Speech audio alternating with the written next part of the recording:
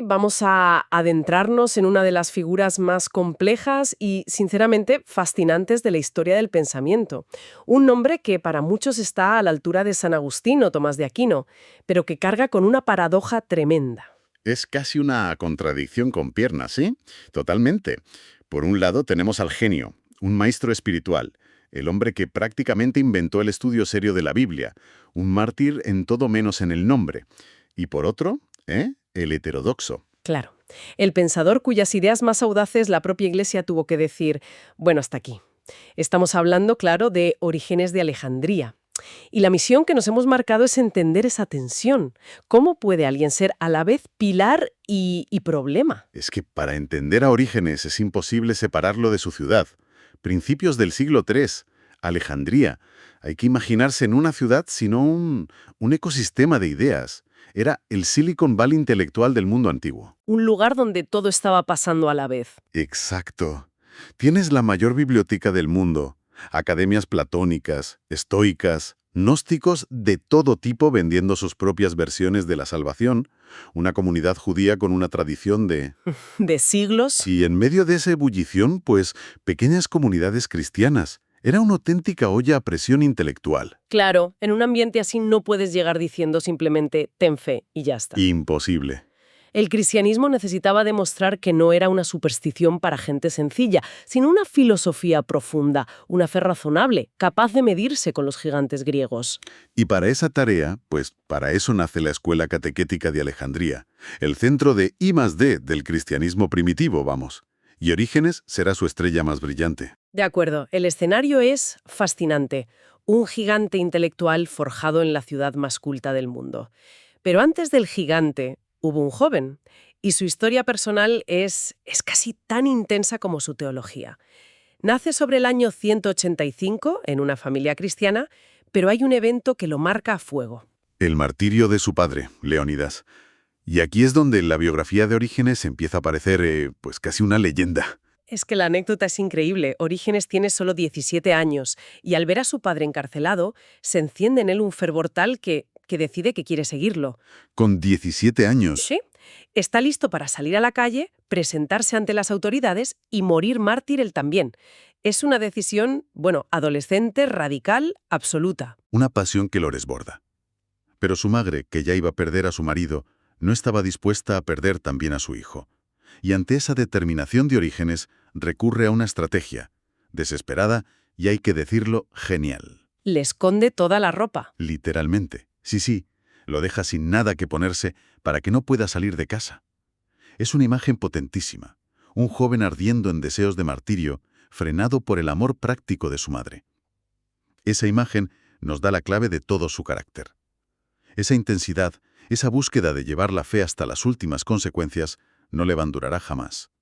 Su vida entera fue un intento de fusionar la pasión del mártir con la agudeza del filósofo. No distinguía entre buscar la verdad y vivir santamente. Eran lo mismo para él. Y aunque su madre lo salvó en esa ocasión, esa sombra del martirio nunca se fue del todo, ¿no? Su final, de hecho, conecta directamente con ese inicio. Por desgracia, sí, pasan los años, Orígenes se convierte en la figura intelectual más respetada del cristianismo. Y en el año 250, durante la persecución del emperador Decio, lo arrestan. Ya no es un adolescente. No, ya es un anciano sabio. Lo encarcelan y lo someten a torturas terribles, diseñadas para no matarlo en el acto, sino para que apostatara, para que renunciara. Un tormento psicológico y físico, exacto. Orígenes no cede. Sobrevive a la tortura, pero queda destrozado. Muere unos 3 años después, como consecuencia directa de esas heridas.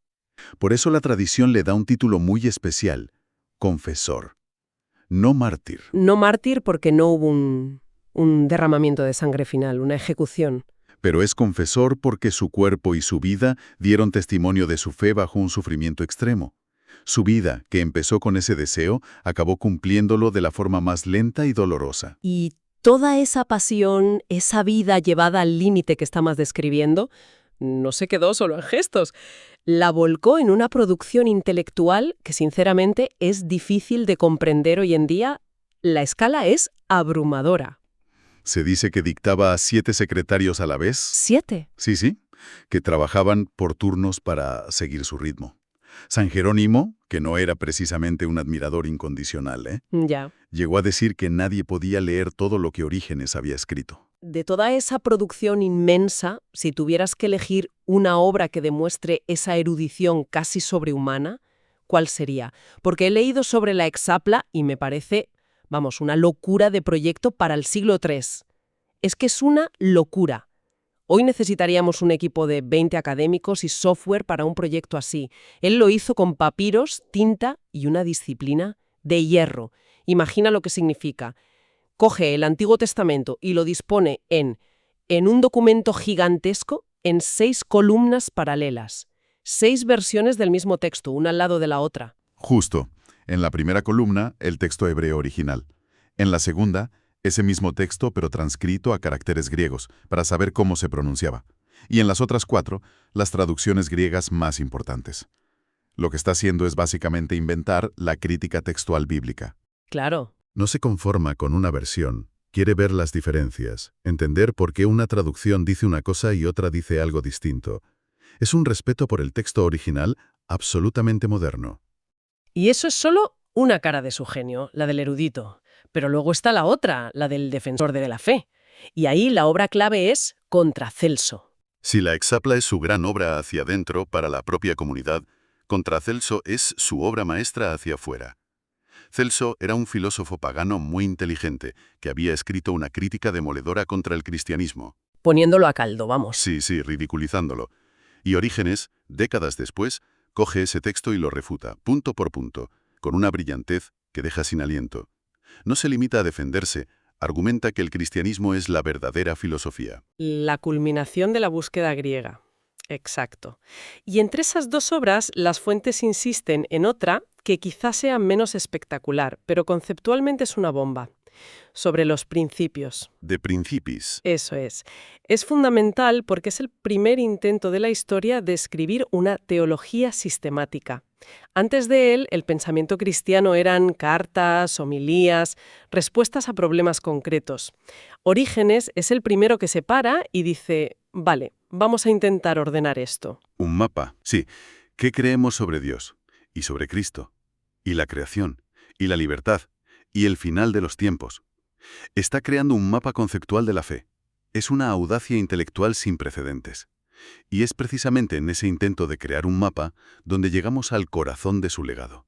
Porque él no solo ordena los temas, sino que le dice al mundo cristiano, estáis leyendo el libro más importante de la historia como si fuera un manual de instrucciones. Y es mucho más. Es un universo. Esa es la metáfora perfecta. Cambia las reglas del juego. Su propuesta es simple en apariencia, pero revolucionaria. Dice que toda la escritura tiene como mínimo 3 niveles de significado. El primero es el obvio, el literal, el sentido histórico, lo que pasó. Abraham tuvo un hijo llamado Isaac. Punto. La base, el cuerpo del texto. Indispensable, pero solo el principio. Luego viene el segundo nivel, el moral. ¿Qué me dice este texto a mí, hoy? ¿Qué lección saco para mi vida, para mi alma? La aplicación práctica, eso es. Y entonces llega el tercer nivel, el que lo cambia todo, el espiritual o alegórico, el espíritu del texto. Ahí es donde Vígenes busca el significado más profundo, el misterio divino oculto bajo la letra. Y para él, la clave que descifra ese misterio es siempre la misma, Cristo. Cada historia, cada personaje, cada ley del Antiguo Testamento apunta de una manera velada a Cristo. De repente, la Biblia deja de ser una colección de libros y se convierte en una sinfonía. Una sinfonía perfectamente coherente. Es que transforma la lectura. Ya no es recibir información. Es un acto de descubrimiento. Tiene una frase preciosa que lo resume. La Escritura es el jardín donde Cristo se pasea. Quien entra en él con humildad lo encontrará. Es una idea bellísima y potentísima. Cada pasaje, por oscuro que parezca en su sentido literal, puede esconder un tesoro espiritual. Esto abrió un universo de significado. Y además de esto, hay otras 2 ideas que son puro Orígenes y que marcaron el futuro. Una de ellas, que las fuentes subrayan mucho, es su defensa a ultranza de la libertad humana. Fundamental.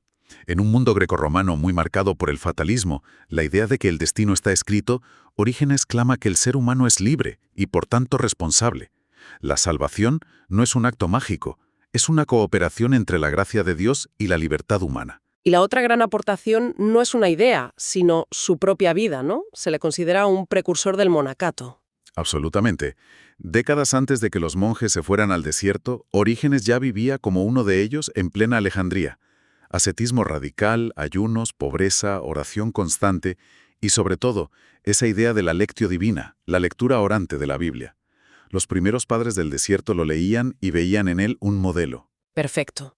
Hasta aquí tenemos el retrato de un genio, un arquitecto de la fe. Pero, como avisamos al principio, aquí viene el giro, la controversia. A pesar de todo este edificio intelectual, algunas de sus ideas fueron, formalmente rechazadas siglos después. Y aquí es donde debemos ser cuidadosos. Orígenes era un pionero. Estaba caminando por un territorio teológico que no tenía mapas. Estaba formulando preguntas que nadie se había hecho, y a veces sus respuestas eran especulaciones, hipótesis de trabajo como él mismo las llamaba. ¿Cuáles fueron exactamente esas hipótesis que se consideraron problemáticas? Principalmente tres. La primera, de influencia platónica, es la preexistencia de las almas. La idea de que nuestras almas existían en un mundo espiritual antes de unirse a un cuerpo. De acuerdo, eso hoy suena bastante ajeno a la ortodoxia cristiana. La segunda es la más famosa y controvertida, la apocastasis, la restauración final de todas las cosas. Espera un momento.